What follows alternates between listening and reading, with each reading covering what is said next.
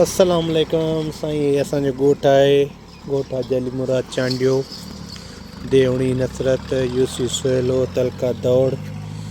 ये नीरो गेट असांजो आहे, असांजे घर जो मेन दरवाज़ो आहे।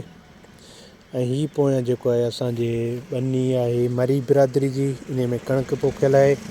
हे ॻोठ जो हिकिड़ो मुस्तक़िल सालनि खां रस्तो हुयो, जेको हींअर मरी बिरादरी पटे छॾियो आहे। असां उन्हनि खे अर्ज़ु कयोसीं बाबा कोशिशि करे जेसीं ताईं गवर्नमेंट जे तरफ़ां का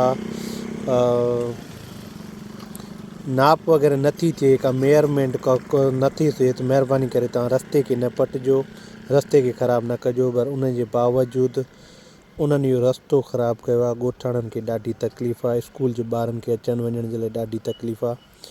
बहरहाल पोइ ॿियो हिकिड़ो अर्ज़ु मां उन्हनि खे चयो त साईं असांजे जेको आहे कोर्ट खे महिरबानी करे को हथु या नुक़सानु का सिर न निकिरे, छो इन जा नतीजा गवर्नमेंट जेकॾहिं नथी करे त पोइ इहे ग़लति निकिरी सघनि था।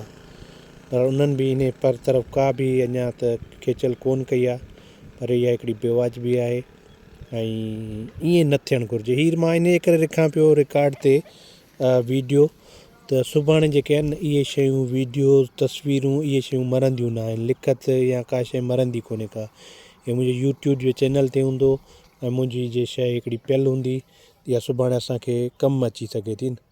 सो महिरबानी, थैंक यू, अल्लाह हाफ़िज़।